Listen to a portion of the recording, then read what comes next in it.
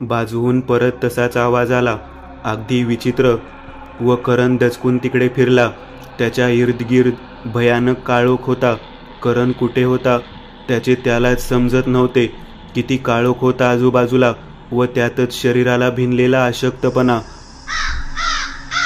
आवाज पुन्हा घुमला. तसा घामाने चिंब भिजलेला करण धडपडला. काहीतरी त्याच्या अगदी समोर होते, पण अंधार एवढे होते की काहीच कळत नव्हते. अचानक करणला आपल्या अंगावर गार स्पर्श जाणवला. तो फार विचित्र होता. घाबरून करण मागे सरकला. तसे तो कशावर तरी धाडकन आपटला. त्याचे डोकेच घणानले. मागे चाचपून पाहता भिंतीसारखे काहीतरी होते. थरथरत व रडत करण तिला चिकटून उभा होता. समोरून काहीतरी त्याच्या दिशेने सरकत येत होते. मला जाऊ द्या प्लीज, करण रडत म्हणाला. बेसूर हसणे त्या काळोखात गुंजले. आई, आई वाचव मला. एक दयनीय आवाज तिथे घुमला. तो आवाज माधुरीच्या काळजाला चिरत निघून गेला. अगदी ओळखीचा, तिच्या मुलाचा, करणचा आवाज होता तो. त्याबरोबर माधुरी दचकून उठली. अगदी घामाघूम झाली होती ती. कोणीतरी तिच्या पुढे पाण्याचा ग्लास धरला. घाबरू नकोस, आता येतील, कोणीतरी म्हणाले. होय माधुरी, घाबरू नकोस, काळजी करू नकोस, तिची दुसरी शेजारीण म्हणाली. संध्याकाळी बाहेर खेळाय गेलेला तिचा मुलगा करण अजूनपर्यंत घरी परतला नव्हता. आता तर रात्रीचे 3 वाजले होते. काळजीपोटी तिने जेवणही केले नव्हते. तिचा नवरा कुमार, जो आपल्या मुलाला शोधायला व पोलीस स्टेशनमध्ये गेला होता, अद्याप परतला नव्हता.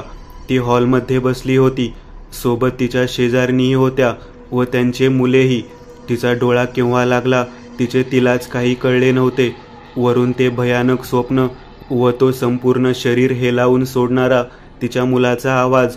ती अगदी हताश व असहाय्यपणे बसली होती. तोच दारावरची बेल वाजली. हुंकार सोडत अगदी जलद गतीने माधुरी उठली व दरवाजापाशी जाऊन वेळ न दवडता तिने दरवाजा उघडला. सर्वच अगदी अस्वस्थ होऊन आपल्या जागेवरून उठले होते. तिच्या अपेक्षेप्रमाणे दारात कुमार व त्याचे मित्र शेजारी उभे होते, पण तिचा मुलगा करण नाही. अगदी केविलवाण्या नजरेने माधुरी पाहत होती. होय, तिच्या डोळ्यात पाणी साचून राहिले होते. ते पोलिसांकडे तक्रार केली आहे.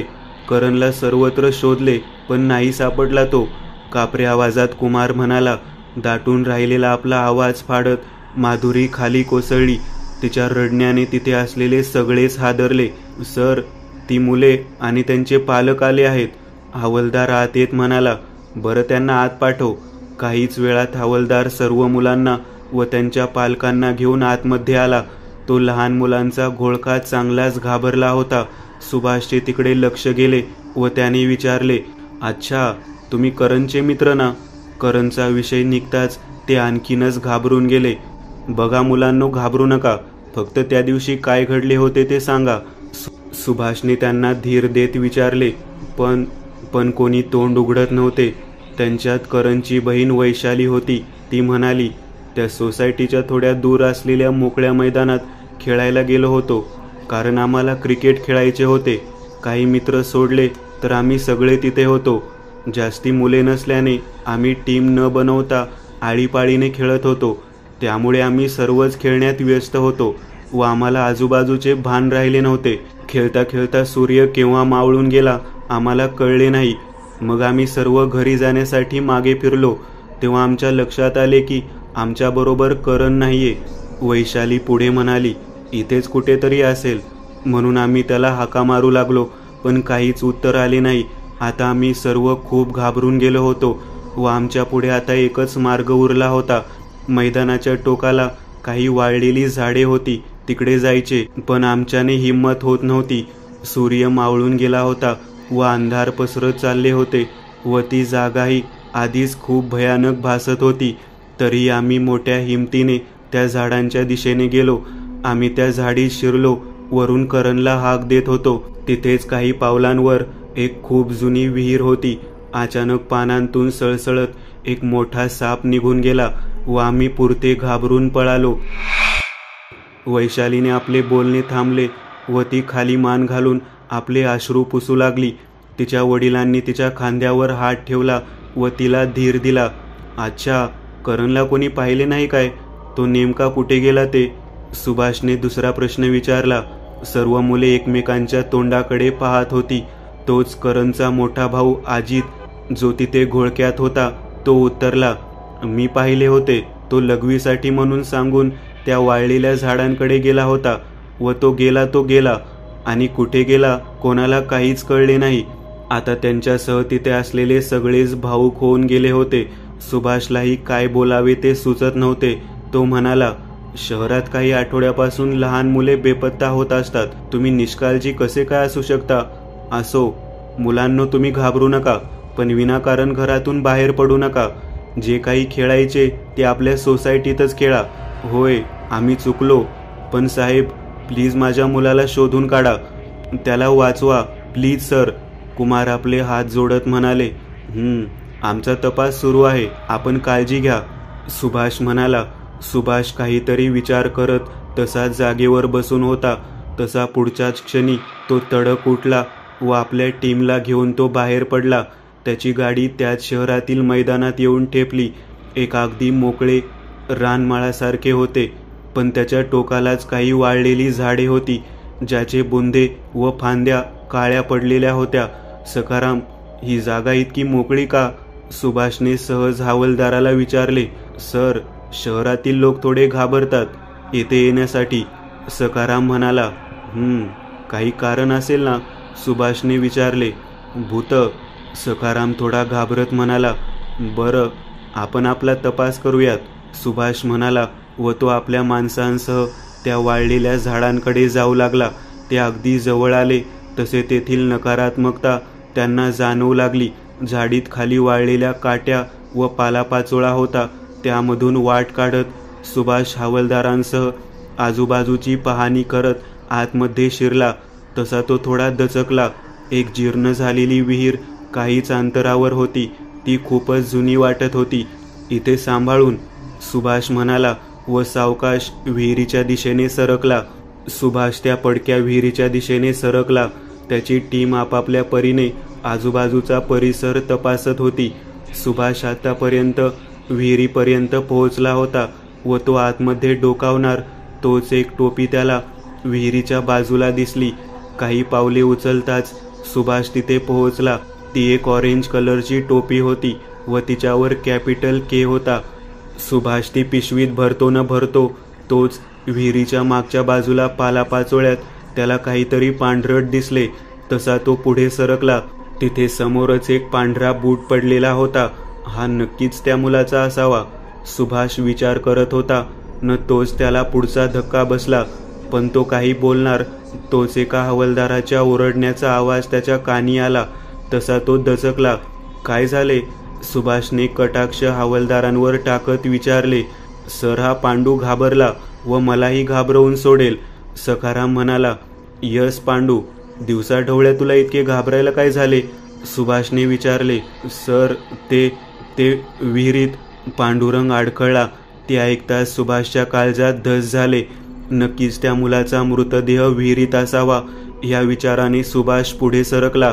सखारामही भीत पुढे सरकला. सुभाषने त्या जीर्ण झालेल्या कठड्याला पकडले व तो आतमध्ये डोकावला. तसा तोही एक वेळ शहारून गेला. विहिरीत असंख्य साप वळवळत फिरत होते. ते नक्कीच चित्त विचलित करणारे दृश्य होते. सखारामही घाबरून मागे सरकला. सर, जर का मुलगा विहिरीत पडला असेल तर? सखारामने प्रश्न उपस्थित केला. नाही, मुलगा विहिरीत पडलेला नाहीये. जर तसे झाले असते तर बाकीच्या खेळणाऱ्या मुलांना त्यांचे ओरडणे ऐकू आले असते किंवा विहिरीत काहीतरी पडल्याचा आवाज त्यांच्यातील एकाला तरी ऐकू गेला असता, सुभाष म्हणाला. मग मुलगा गेला कुठे? पांडुरंगने विचारले. कोणीतरी मुलाचे अपहरण केले आहे. इथे या, हे बघा, इथून कोणाला तरी ओढत घेतल्याचे निशाण उमटले आहे, सुभाष म्हणाला व त्या निवारणाच्या मागावर निघाला. तोच एका झाडाच्या मुळावरती त्याला हलकेसे रक्त पडलेले दिसले व तिथेच एक स्मार्ट वॉच तुटून पडलेली दिसली. तेही सुभाषने पिशवीत टाकले. सखाराम, एक काम कर, आताच्या आता फॉरेन्सिक टीमला बोलाव व या जागेची पाहणी त्यांच्याकडून करून घे व या मुळावरील रक्ताचे सॅम्पलही घ्यायला सांग, म्हणत सुभाष त्या मागावर बाकीच्या पोलिसांबरोबर पुढे निघून गेला. समोरच एक शहरी भागाला लागूनच मोठी भिंत होती व तिला एक भगदाडही होते. ते फरफटण्याचे निशाण तिथपर्यंत होते. त्या भिंतीच्या बाजूला मात्र शहरी वस्ती होती, म्हणजेच इमारत्या, संकरित वाटा व थोडेच पुढे दुकाने व रस्ताही होता.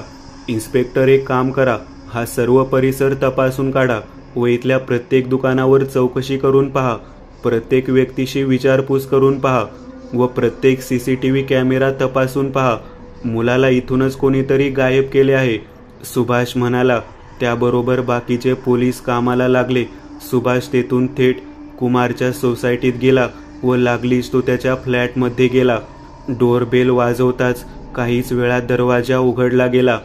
आतमध्ये सोसायटीतील काही मुले व करणचे आईवडील होतेच. इन्स्पेक्टर साहेब, आपण इथे? माझ्या मुलाचा काही तपास लागला काय?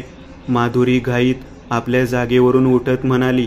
त्या प्रश्नाबरोबर सुभाषने खाली मान घातली. काही गोष्टी सापडल्या आहेत.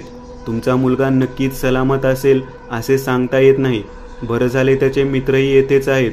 तर बघा मुलांनो, ही टोपी आणि हा बूट व हे घड्याळ कोणाचे आहे? तुम्ही ओळखता काय? सुभाषने त्या सर्व वस्तू त्यांच्या पुढे ठेवत विचारले.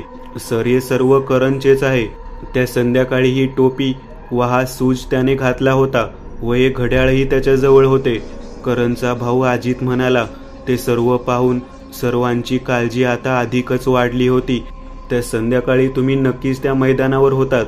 सुभाषला काहीतरी शंका आली होती. होय सर, आम्ही खोटे बोलत नाही. आम्ही सर्वजण त्या दिवशी तिथे खेळत होतो, मुले म्हणाली. जर तुम्ही होता तर करणला कोणीतरी विहिरीपासून ओढत नेले तरी तुम्हाला कशाचाच पत्ता कसा काय लागला नाही? काहीतरी आवाज आला असेल ना, किंवा काहीतरी हालचाल जाणवली असेल तुम्हाला? सुभाषने विचारले. ती सर्व मुले आता भयचकित होऊन एकमेकांच्या तोंडाकडे पाहत होती. काय बोलता इन्स्पेक्टर? कुमार डोक्याला हात लावत म्हणाला. यस, तसे सबूत सापडले आहेत म्हणून विचारतोय, सुभाष म्हणाला. सर, आम्हाला काहीच आवाज ऐकू आला नव्हता. मात्र एक आहे, त्या दिवशी करण थोडा अस्वस्थ वाटत होता. म्हणजे आम्ही खेळायला गेल्यापासून तो सारखा त्या जागेकडे पाहत होता. त्याला मी विचारले सुद्धा की काय पाहतोस तिकडे? तसा तो दचकला व बावरून काहीतरी टोपी टोपी करू लागला. करणची बहीण वैशाली म्हणाली. 1 मिनिट सर, मीही त्या काळ्या झाडीत एखादी सावली पाहिली होती. अगदी काळपट हलणारी आकृती होती ती, जी स्पष्टपणे दिसत नव्हती. मात्र झाडांचा बुंदा समजून मी इग्नोर केले होते. स्वतःला थप्पड हाणत व रडत विजय म्हणाला. तसे सगळ्यांनी त्याला सावरले. माझ्या मुलाला वाचवा, कृपा करून करणला वाचवा. करणची आई माधुरी रडत व आपले हात जोडत म्हणाली. मी तपासाचा वेग खूपच वाढवला आहे. आपण काळजी करू नका. एक काम करा, करणची कंगी त्याच्या केसासहित मला आणून द्या. आणि हो कुमार, तुम्हाला एकदा आपल्या रक्ताचे सॅम्पल फॉरेन्सिक एक्सपर्टला द्यावे लागेल, सुभाष म्हणाला. का? काय झाले सर? माधुरीने घाबरत विचारले. काही नाही, फक्त तपासासाठी आपण करणची कंगी आणून द्या. व कुमार, तुम्ही माझ्याबरोबर चला, सुभाष म्हणाला. जी, कुमार उद्गारला. सर, आतापर्यंत 3 मुले बेपत्ता झाली आहेत, ज्यांच्यात एक मुलगीही आहे सर, आणि आपल्याच शहराच्या मादाम बेकरीच्या बाजूला चालले आहे, पांडुरंग म्हणाला. आणि तेथून परी सोसायटी दूर नाही, ज्यात करण राहत होता, आणि ते मैदानही. नक्कीच कुणी तिकडेच कुठेतरी लपला असेल. आपला तपास अधिक वाढवा, इन्स्पेक्टर सुभाष म्हणाला. सोसायटी सर्व मुले उदास होऊन क्लब हाऊसमध्ये बसलेली होती. अजित आणि वैशाली कुठे आहेत? राजने विचारले. ते बघा आले, रेणुका म्हणाली. माफ करा मित्रांनो, रात्र झाली आहे, त्यामुळे बाहेर पडायला थोडी अडचण झाली. आईला कसे तरी समजावून आम्ही येथे आलोय, अजित म्हणाला. ते दोघे आपापल्या जागेवर बसले. हे सर्व कसे काय घडू शकते? आपण तिथे असताना कोणीतरी करणला किडनॅप करून नेतो, सुरेशने विचारले. कोणालाच काहीच कळले नाही. कोणीतरी नक्कीच त्या झाडीत होते, विजय म्हणाला. आता आपण काय करू शकतो? रेणुकाने विचारले. तेवढ्या दरवाजा लोटला गेला व सर्व मुले एकदम दचकले. दारातून अचानक कोणीतरी आतमध्ये आले. खुशीताई, आपण? आम्ही तर खूपच घाबरून गेलो होतो. नेमकं कोण आले आतमध्ये म्हणून, विजय म्हणाला. तुमची स्थिती मी समजू शकते. अच्छा, तुमची चर्चा काय चालली येते? खुशीने विचारले. खुशीताई, तुमच्यापासून कसे काय लपू? ऐका तर, काय झाले होते ते, म्हणत रेणुकाने सर्व घटनाक्रम खुशीला सांगून टाकला. हे तर खूपच भयानक आहे. मग वैशाली, अजित, तुम्ही बरे आहात ना? अंकल आणि आंटी? असो, मीच त्यांना भेटून येईन. तर मग तुम्ही सगळे इथे कशासाठी जमलाय सांगू शकाल काय? तुमच्या चेहऱ्यावरून मला शंका येत आहे. खुशीने विचारले. आम्ही सगळे करणचा तपास करणार आहोत आणि त्याला वाचवणार आहोत, विजय म्हणाला. मी समजू शकते, पण हे सर्व सोपे नसणार, कारण मी स्वतः तुमच्या एवढी होते तेव्हा मलाही कोणीतरी किडनॅप केले होते. तर तुम्ही ऐकणार काय की काय घडले होते ते? खुशीने सर्वांना विचारले. सर्व मुले थोडे घाबरून गेली होती, तरी त्यांनी होय उत्तर दिले. ऐका तर मग, म्हणत खुशी सांगू लागली. साधारण 10-11 वर्ष अगोदर, जेव्हा मी तुमच्याच एवढी होते व शाळेत जात असे, त्या दरम्यान कोणीतरी टोपीवाल्या माणसाची खूपच दहशत पसरली होती नाशिक शहरात. तो लहान मुलांना पळवायचा व त्यांना निगरूनपणे मारून त्यांचे धडापासून वेगळे केलेले डोके, तो जेथे तुम्ही गेला होता ना, ज्या मैदानात ती काळी झाडे व विहीर आहे, तिथल्या झाडाला टांगायचा. आम्ही तेव्हा इतके घाबरून गेलो होतो की घरातून बाहेर सुद्धा पडत नव्हतो, पण शाळेत जाणे मात्र भाग होते. एके संध्याकाळी जेव्हा मी शाळेतून परतत होते, तेव्हा माझे मित्रमैत्रिणी सोबत नव्हत्या आणि त्या दिवशी मी एकटीच परतत होते. सोसायटीत परतताना जे भूताचे घर लागते ना वाटेत, मी चालत चालत तिथपर्यंत पोहोचले होते. तेव्हा ते घर इतके जुने नव्हते. मी एकटीच होते व तिथला परिसर किती निर्मनुष्य म्हणून आधीच घाबरून गेले होते. पण अचानक वातावरण बदलले व हवेत असंख्य फुगे उडू लागले. मी खूप आश्चर्यचकित झाले व अचानक माझे पाय थांबले. मी एक एक फुगा पकडत होते व जो फुगा मी पकडत असे तो अचानक फुटून जाई. असे करता करता सर्व फुगे नाहीसे झाले. मी उदास होऊन परतणार तोच त्या पडक्या घराच्या पोर्चमध्ये मला एक मोठा व खूपच सुंदर फुगा दिसला, जो तेथील लाकडी बेंचला बांधला होता. मी लगेच धावले. मी लहान होते व मी काय करते आहे ते मला काहीच कळत नव्हते. मी केव्हा पोर्चमध्ये गेले व तो फुगा उडू लागले. मी खूपच खुश होते आणि फुग्याची दोरीही तुटली व फुगा घेऊन मी परतणार तोच एक काळपट हात माझ्या हातावर पडला. मी खूपच दचकून घाबरून गेले व मी ओरडणार तोच त्या व्यक्तीने आपला दुसरा हात माझ्या तोंडावर दाबला. त्यानंतर मी केव्हा बेशुद्ध झाले व केव्हा शुद्धीवर आले मला काहीच कळले नाही. माझ्या वह्या पुस्तके कुठे होते काहीच कळले नाही. मी कुठे होते काहीच कळले नाही. एक मंद दिवा पेटत होता. तिथल्या भयानक खोलीत एक कुबट वास व सर्वत्र रक्तच सांडले होते आणि काही ठिकाणी तर. काय खुशीताई, पुढे काय झाले? अजितने विचारले. खुशी पुढे सांगू लागली. काही ठिकाणी तर तुकडे तुकडे केलेले मांशी अवयव पसरले होते. मी खूपच घाबरून गेले व ओरडले. तिथून पळण्यासाठी धडपडून उठण्याचा प्रयत्न केला, पण माझे हात साखळीला बांधण्यात आलेले होते व मी तिथून पळूच शकत नव्हते. घाबरून मी एकसारखी ओरडत होते. तोच खोलीत कुठून तरी लाल फुगे आले व मी एकदम शांत झाले व त्या फुग्यांकडे एकटक पाहत राहिले. तोच फाट करून फुगे एकामागून एक असे फुटले. एक मळकट कपडे घातलेली व्यक्ती आपली पावले आपटत आतमध्ये आली. तिचे केस मोठाले होते व डोक्यावर एक काळी टोपी होती. तिच्या कपड्यांवर सुकलेले रक्त होते व हातात एक रक्ताळलेला कोयता होता. मी एकदमच घाबरून गेले व ओरडू लागले, पण कोणीच नव्हते तिथे. ती व्यक्ती माझ्या जवळ आली व एक जोरदार लाथ तिने माझ्या पोटात हाणली. अगदी मरणप्राय वेदनांच्या कळा माझ्या पोटात उठल्या. मी ओरडले. ती व्यक्ती मात्र खूपच भयानकपणे हसत सुटली होती. तिने आपल्या हातातील सुरा हवेत उचलला व तो माझ्यावर उगारला. घाबरून मी माझे डोळे झाकले. तोच एक मोठा आवाज त्या खोलीत घुमला व मी दचकून डोळे उघडले. ती भयानक व्यक्ती आपल्या हातात कोयता घेऊन तशीच स्थिर उभी होती. फाट आणखी एक मोठा आवाज झाला व त्या व्यक्तीचे डोके फोडत गोळी आरपार झाली व ती दुष्ट व्यक्ती जागीच धडामकन कोसळली. मी पाहते तर काय, समोरच पोलीस उभे होते. त्यांनी मला सोडवले व वाचवले व आज मी तुमच्यात आहे, खुशी म्हणाली. सर्वच थोडे घाबरून गेले होते. खुशी, माझाही भाऊ वाचेल ना? वैशाली रडत म्हणाली. होय वाचेल ना, घाबरू नकोस. खुशी तिला मिठीत घेत म्हणाली. ही वेळ रडण्याची नाही तर करणला वाचवण्याची आहे, काहीतरी करण्याची आहे. अजित म्हणाला. होय बरोबर, मला तर तोच माणूस वाटतोय ज्याने खुशीताईला किडनॅप केले होते. सुरेश म्हणाला.